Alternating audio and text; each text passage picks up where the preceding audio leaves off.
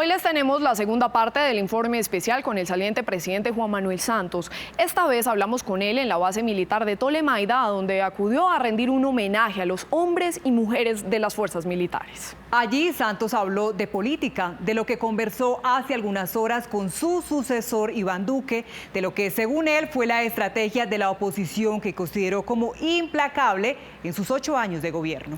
El saliente presidente hizo una radiografía de lo que deja en materia de orden público y explica por qué se dispararon los cultivos ilícitos. Sobre el ELN asegura que el reciente secuestro de militares, policías y civiles en Chocó hace parte de lo que llamó reglas de juego de la guerra.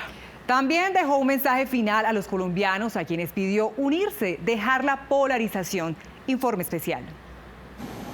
Las últimas horas de Juan Manuel Santos como presidente de la República transcurren ya muy lejos de las agitadas controversias políticas que marcaron sus 8 años de gobierno, prácticamente todas por el acuerdo de paz con las FARC. Hay inauguraciones, saludos, abrazos, agradecimientos mutuos y reflexiones. Estas imágenes fueron captadas el viernes pasado durante la celebración del Día del Ejército. La tuvo que anticipar porque el 7 de agosto no lo podrá hacer. Ese día asume su sucesor, Iván Duque. Santos aprovechó su última visita como presidente a la base militar de Tolemaida para recordar y agradecer que a estos hombres debe en buena medida sus logros, su ascenso político y el haber llegado a donde llegó. Yo he estado trabajando y luchando con ellas durante 12 años, porque fui antes ministro de Defensa. La primera vez que fui a una ceremonia, a un aniversario del Ejército fue el 7 de agosto del 2006. Y desde entonces 12 años ya. Hemos venido trabajando para que estas fuerzas sean lo que son hoy, victoriosas y las mejores fuerzas armadas en nuestra historia. La paz es una victoria de nuestras fuerzas y por eso lucha cualquier soldado. Aquí tenían la idea de que las fuerzas estaban en contra del proceso de paz. No hay tal. Son los que más interés tienen porque ellos son los que ponen los muertos. Este profundo agradecimiento a las Fuerzas Armadas no impide que el saliente presidente hable de uno de los peores y más dolorosos episodios de la guerra y que ocurrieron cuando fue ministro de Defensa, el de los falsos positivos. A mí me dolió muchísimo descubrir eso y por eso los acabamos ipso facto. Sí. Eso fue un esfuerzo precisamente para cambiar la doctrina. Comenzamos a exigir desmovilizaciones, luego capturas y en última instancia muertos. Eso además era muy conveniente porque desmoralizaba un desmovilizado, desmoraliza al enemigo, trae información y es más útil dentro de la guerra. Y eso se logró y afortunadamente los falsos positivos se acabaron por completo y hoy los responsables están acudiendo a la justicia para ser juzgados y sancionados. Deja de ese lado ese capítulo y responde por otro que tal vez fue uno de los que más levantó ampolla en sus 8 años de mandato, cuando decidió sentarlos, a los militares, en la mesa de diálogos de La Habana. Para muchos un exabrupto, una ofensa, pero Santos se reafirma. Mirándolo retrospectivamente, es de las mejores decisiones que se han podido tomar, porque eso le dio una gran fortaleza a las conversaciones. Marulanda, Tiro Fijo, solía decir, aquí no habrá paz, sino hasta que tengamos al frente los que realmente saben de la guerra, que son los militares. Y el haber puesto militares en uso de buen retiro y activos, sí, claro, activos, le dio una gran fortaleza al proceso, le dio mucha más legitimidad y curiosamente los guerrilleros se sintieron mucho más cómodos porque estaban viendo que el Estado estaba negociando en serio. ¿Cómo convence usted a ciertos sectores del estamento militar que tenían reservas, presidente, de eso? Decían, eso que le estoy diciendo, no puede ser que sienten a unos generales, a unos militares activos retirados con estos señores, así fuera por algo tan loable como la paz. Los militares tienen que obedecer y si el comandante general les dice es por aquí, es por ahí. Había unos sectores que no estaban de acuerdo, pero las órdenes eran vamos a hacer esto y las órdenes no se discuten. Y cuando ya lograron hacer la paz, esos que fueron reacios al comienzo, ¿qué le decían? Después de haberse logrado la paz. No, algunos todavía siguen protestando o refunfuñando, sobre todo unos retirados de la vieja guardia. Esos siguen diciendo que no hemos debido sentar a los militares con los guerrilleros en la misma mesa, pero tienen todo el derecho a protestar, tienen todo el derecho a tener esa percepción, pero estaban equivocados y siguen equivocados. Yo creo que objetivamente hablando, lo dicen todos los analistas, eso fue una decisión acertada. Sobre el país que deja en materia de orden público, el presidente tiene una radiografía en la que el narcotráfico atraviesa todo. ¿Por qué están disparados los cultivos, presidente? Los narcocultivos. Por varios motivos. Primero, la devaluación. Cuando bajó el precio del petróleo y se disparó la devaluación, eso volvió mucho más rentable el negocio del narcotráfico, y el narcotráfico es un negocio.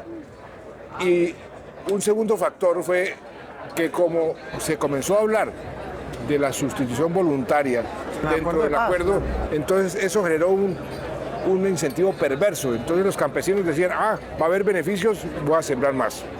Eso fueron las dos causas principales.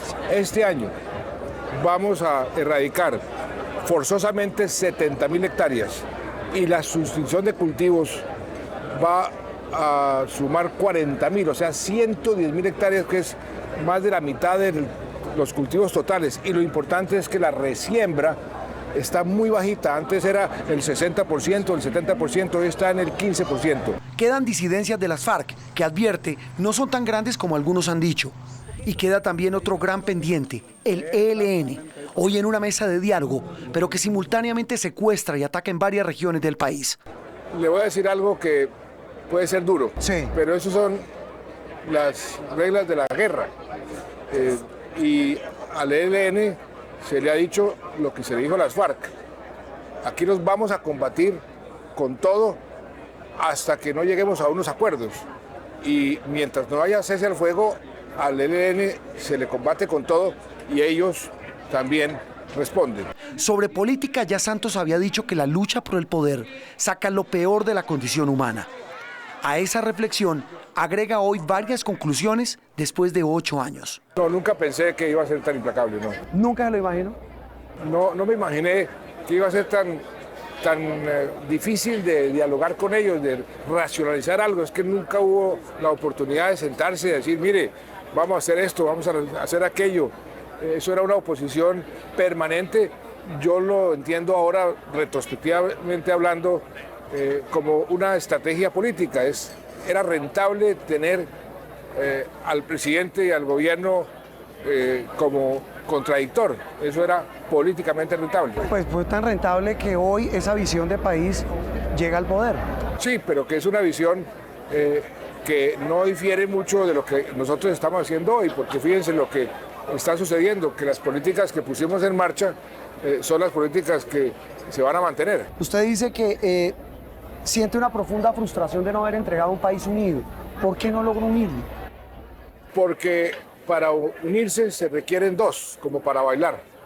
Y si alguien no quiere bailar, pues no se puede bailar. Yo hice todo lo que estuvo en mis manos para tratar de tender puentes, para ver si encontrábamos comunes denominadores, si había cosas que podíamos trabajar, como por ejemplo cuando el país se une alrededor de la Selección Colombia. El país necesita comunes denominadores que nos unan. Y yo le decía al presidente electo, mire, yo me voy frustrado porque no pude unir al país. Usted dice que lo quiere unir, ojalá pueda. ¿Y qué le dijo él? No, dijo, yo también quiero. Ahora Santos cuenta las horas que le quedan en el cargo para poder, como dice, dedicarse a todo menos a la política. Uno tiene ciclos, Juan Roberto, yo soy muy institucional. Yo creo que cada presidente debe tener su cuarto de hora, hacer lo que puede, sacarle el máximo provecho, obtener el máximo de resultados y después dejar que los otros sigan. La renovación en las democracias es muy importante.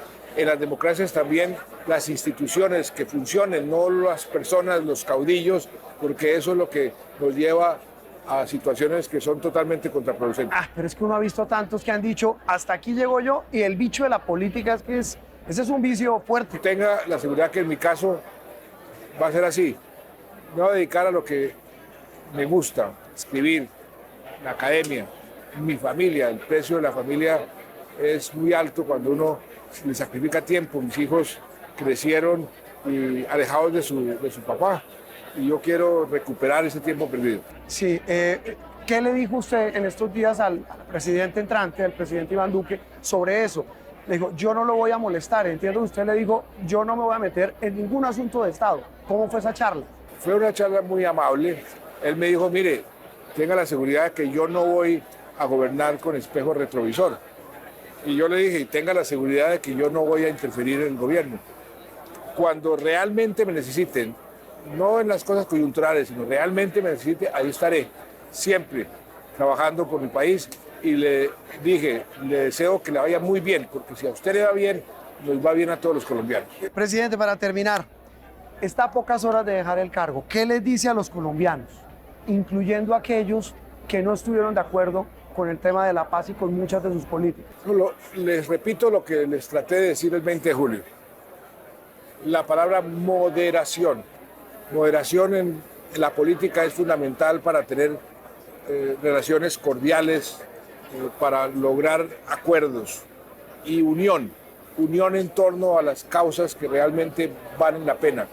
Esas dos palabras, moderación y unión, el país las necesita. Hay que dejar atrás los odios, la sed de venganza, la polarización.